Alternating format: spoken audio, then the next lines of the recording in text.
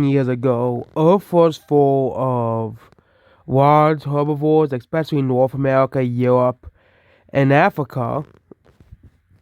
They really want you to pay for this, really? Oh, you don't have to. And for example, look at Africa. They have a lot of large animals, but they are often seen as being destructive of vegetation. But of course, we know that these animals are very important to the environment because environments are supposed to support animals of all shapes and sizes. But the past 10,000 years, we lost a lot of these big animals. Bulls.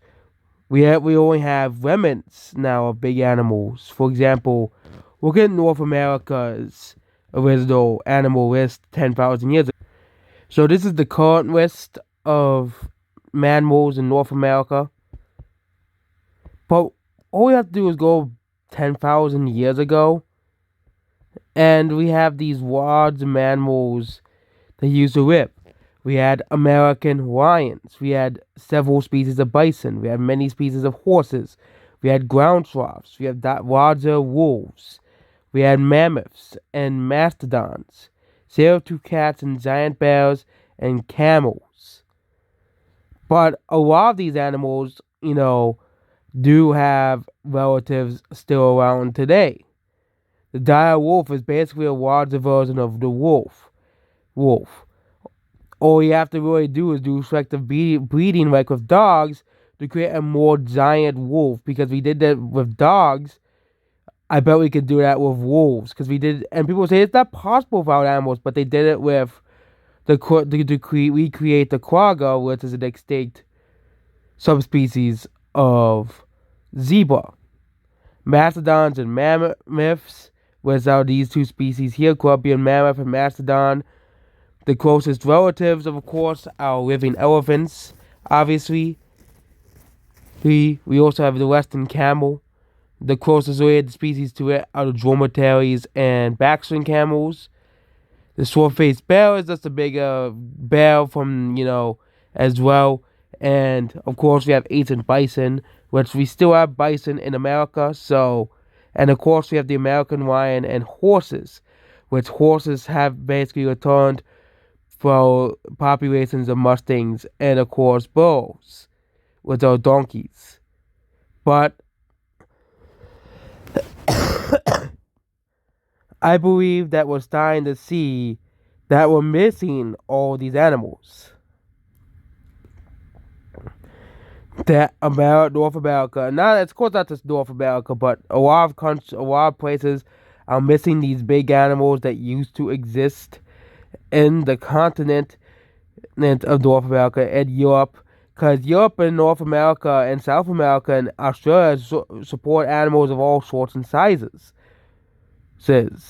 And we're getting close to having the technology to having animals like this again through things like CRISPR and stuff like that.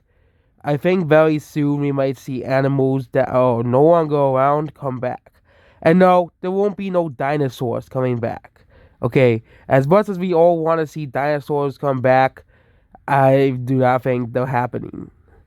But these large mammals that we are most responsible for making them go extinct, I think that we should try with CRISPR techniques and genetic editing techniques, which are going to get more and more and more stronger and more effective over the next couple of decades of saving of cloning. I think you can see a lot of these animals be de-extinct. I think you're going to start to see animals like passenger pigeons and stuff, and the Tasmanian tiger. And then, once they see success with animals like those, they're going to start bringing back some of these other animals as well.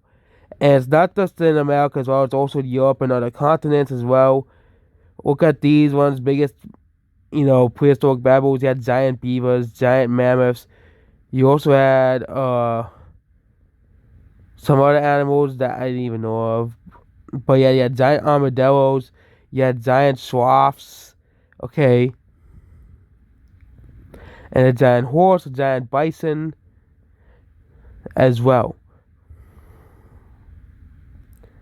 You had more species of pronghorn, one instead of one, just one.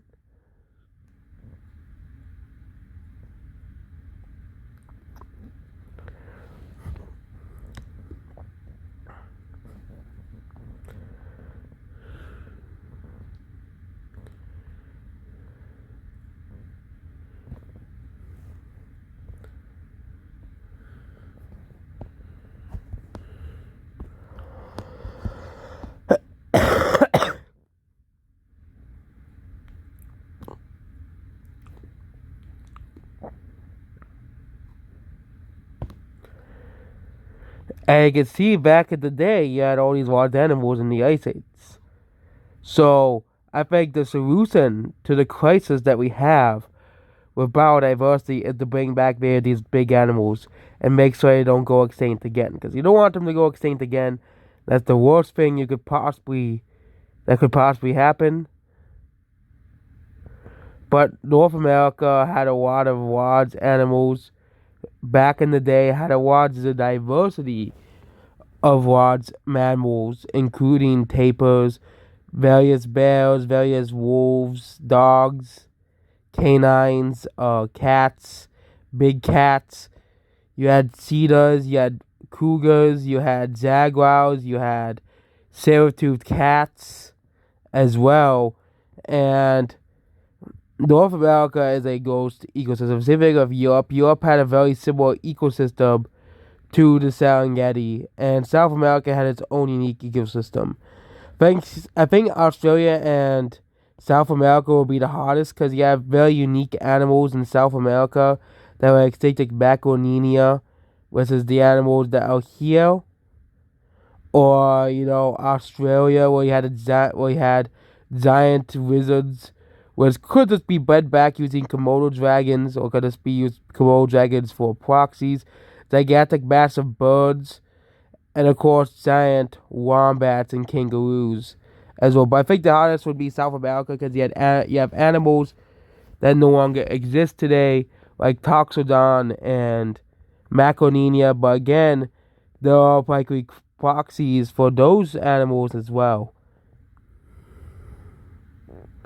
Well,